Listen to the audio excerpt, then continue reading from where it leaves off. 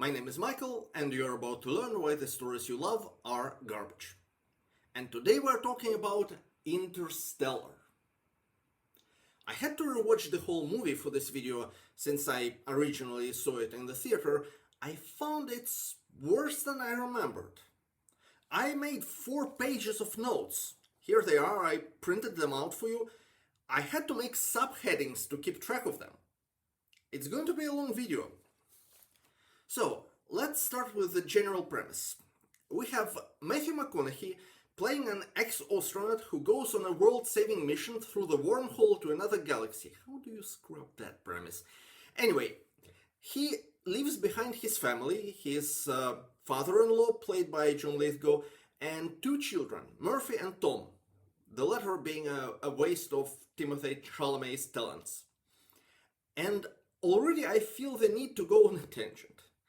It would be so much better if John Lithgow played an ex-astronaut pulled back for this big mission, while his son-in-law, a farmer, stayed on Earth. I mean, I did like McConaughey in other movies. Get your hands on some bleach, some hydrogen peroxide, and a shitload of lime. But Lithgow would improve it significantly. The dynamic on the ship would be more interesting. Dr. Mann winning a fight against him would be way more believable. Murphy being the favorite child would be less creepy. But I'm getting ahead of myself. Anyway, we also have an elderly scientist, Dr. Brand, Sr., working on a way to move the whole human race to another planet. Basically, sort of, not a clue. He thinks the most important part is to somehow escape the gravity well, and while I don't know about the most important, it's damn hard. So, fine. Anyway, they've already sent out 12 astronauts, and Their mission was to assess their world, and if it showed potential, then they could send out a signal, bed down for the long nap, wait to be rescued. they said that 3 of those, including their leader, Dr. Mann, reported their world potentially habitable, and I immediately knew that Dr. Mann lied about it and is going to be an antagonist. It was just such an easy way to throw a complication at them. I hope to have some other twist instead, because I don't generally enjoy feeling smarter than the movie I'm watching. But no, the most obvious thing most obviously happened. Now, why exactly does humanity need to go? There seem to be 2 reasons at once.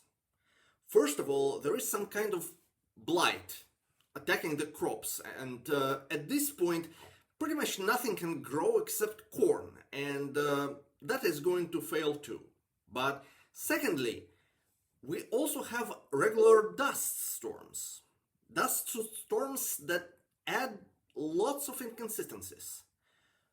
For example, apparently dust gets inside the house. Wouldn't that mean you would be covered in dust while sleeping? And why not put the plates in a cupboard to protect them from the dust better? Or this frame, where the porch has a lot of dust, but the grass apparently wasn't affected. And the clothes are hanging out to dry, which would be beyond stupid if there is dust in the air. People would be hanging clothes inside the house, not outside. Or this, where Cooper and his family return from a baseball game and find the table in pristine condition, despite dust storm already raging outside. So the house does protect from the dust? Really, the whole dust thing seems to be an excuse for space adventure. Unnecessary excuse, since there is also blight that causes food shortages, even though the teacher in Murphy's school is apparently getting fat, and there is candy and soda on the baseball game. Now, I understand space exploration being put on a back burner in dire circumstances, but the movie spins it as a general anti-science stance, which makes no sense. there is a reference of MRI machines going out of fashion, and I can't understand how is this related to the blight or dust storms.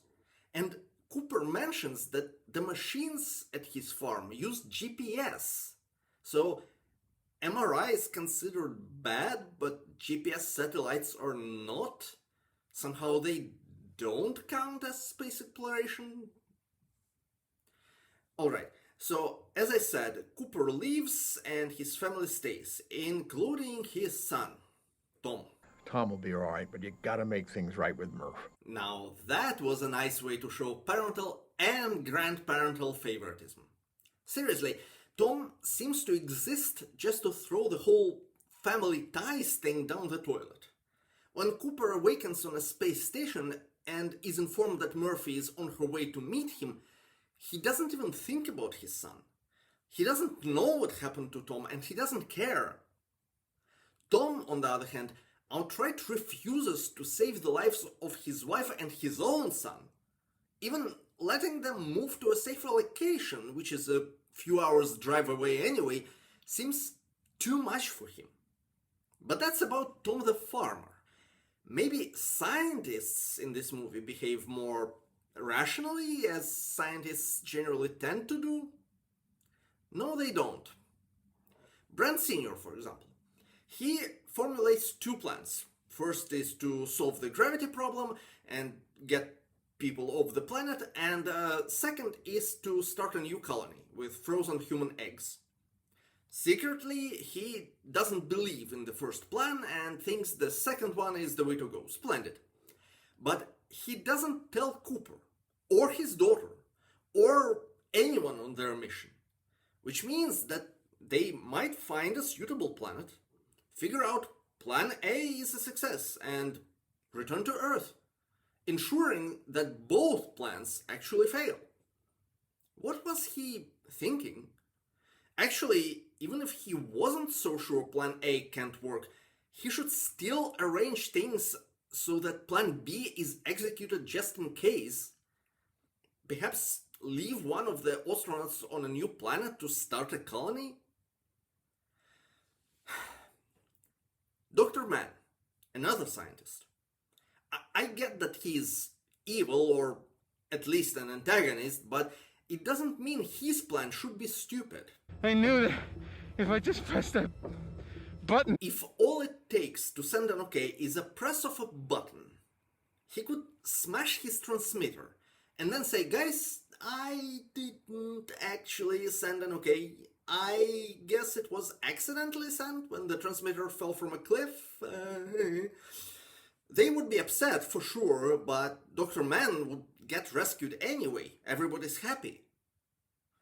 And later, he opens the airlock even though he didn't attach the spaceship properly, which is nowhere near a 50-50 odds he seems to like. It's a suicide with a better chance of success than most. We know he wanted to survive, so why would he do something like that? Then there is Murphy, who spends decades hating her father for leaving, even though she learns that he left to try to save the world. Dad didn't even try! No, he did, and you know it. I understand Murphy is emotional, but she is supposedly a scientist. She should know a thing or two about objective truths. And finally, Brand Jr., who is also supposed to be a scientist, but talks nonsense all the time. We love people who have died. Where's the social utility in that? None. Yes, there are. Love to a dead person makes a family stronger, more stable, makes sure the offspring has a better chance after their dad dies. And yes, men usually die earlier than women, especially in primitive societies. Love is the one thing we're capable of perceiving that transcends dimensions of time and space. Right, the only thing that can move across dimensions like time is gravity. Wait, so according to Brand Jr., love and gravity are somehow the same thing? Kip Thorne, you've outdone yourself. Speaking of Kip Thorne, he was a consultant on this movie, and it tries to sell itself as a very hard sci-fi, but it reeks of bad science. For example, we see our adventurers leaving Earth on a multi-stage rocket. But for the rest of the movie, they have those shuttles, Rangers, Landers, whatever, that go down and up extremely easily. Alright, so did the lunar module, but it only had to contend with a lunar gravitational well, which is quite shallow comparatively. I did some number crunching using the fact that the minimum energy required to leave a planet is basically the gravitational pull on the surface of the planet multiplied by the planet radius.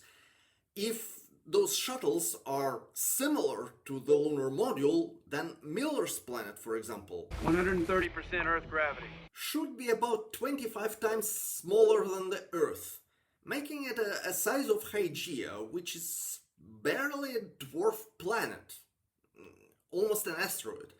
And why would they think an asteroid is a viable candidate for the humanity's new home? What's more, Miller's planet also has to be about 30 times more dense than Earth, which is almost impossible.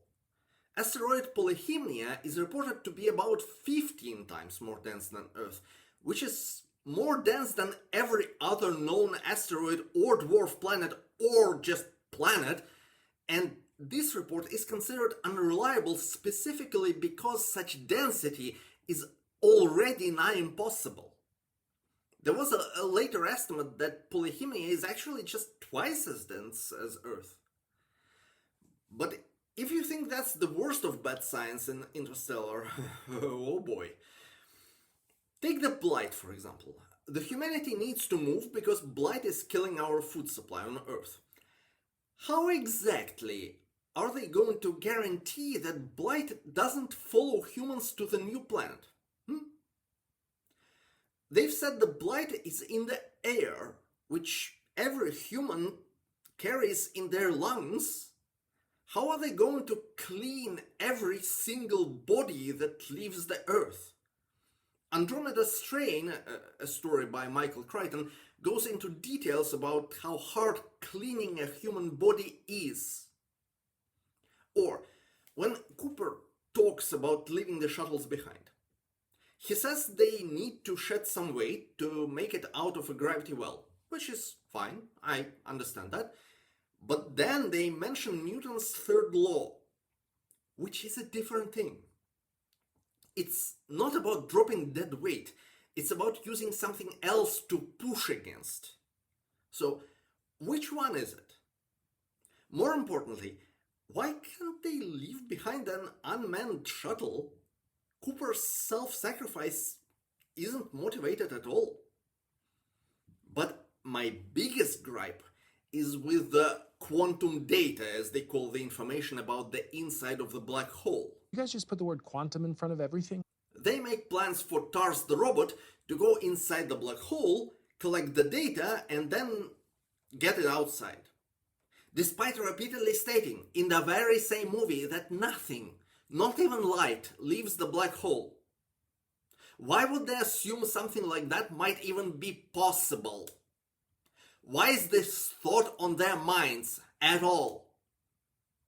Thankfully, it doesn't work, and they have to resort to using the cosmic bookshelf instead. But I'm really upset about them even trying. In fact, people in this movie are constantly jumping to conclusions based on absolutely nothing. And since I'm tired of talking, enjoy this montage.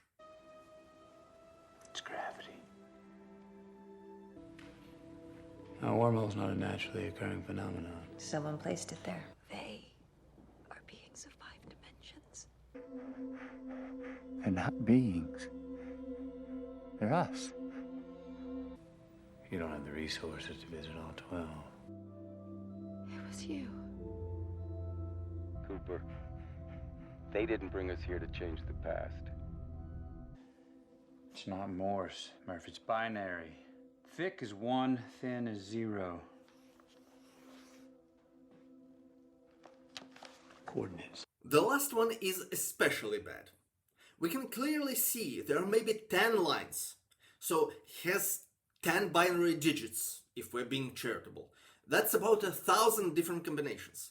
Even if the coordinate system they use is extremely efficient, even if we grant that the place those coordinates point to is guaranteed to be within the US for some reason, 1,000th part of the US would be about 2 Grand Canyon national parks. Are you telling me they found NASA that easily? By the way, when he transmits those coordinates himself, he gets them from TARS. Would be interesting if he recited them from memory instead. Who really composed Beethoven's Fifth? Speaking of NASA, when Cooper approaches the fence, the sign outside clearly says NORAD. Last time I checked, NASA and NORAD were different agencies. By the way, they mention all armies being disbanded, so NORAD isn't supposed to exist any more than NASA. Why would they pretend to be NORAD? And why would Cooper be so eager to break into a NORAD facility? I've already mentioned that the subplot about Dr. Mann is stupid, but the sequence on Miller's planet isn't much better. Like, they have water in the engines, so they can't start them. Okay. But then they need to start the engines right now, and Cooper just says, pump oxygen into them. Maybe it would give us a spark. I don't know. Maybe it could work. But why wouldn't they try it a few minutes ago? And if you think that using oxygen from the cabin is the last resort, well, no. We clearly see them going in and out very quickly, which means they are not cycling the airlock. So the atmosphere inside the shuttle is exactly the same as outside. So if pumping oxygen into engines didn't work, they could just open the door and replenish their supply of oxygen. Come to think of it, even with its giant waves, Miller's planet is a good candidate for colonization. Not only does it have water, but it also has breathable air. Compared to that, the nuisance about the waves isn't that big of a deal. We can build big breakwaters. It would be hard, but we have at least some idea of how to approach the problem. There's nothing here for us. If you say so. There was one thing I liked in this movie, and that's robots. They weren't rising against humans or going haywire. They were just helping. And they weren't needlessly humanoid. The only issue I have with their design is that their names are for some reason repeated in Braille. You can see that those Braille dots aren't even embossed. Braille is usually for blind people to recognize by touch. Just painting on the dots defeats the purpose. And why would a blind person need to know the robot's name anyway? Too many details in this movie just don't add up and lead nowhere. They are thrown in for no good reason, and that's really sad. That's all I have to say. We'll see you next time. Bye.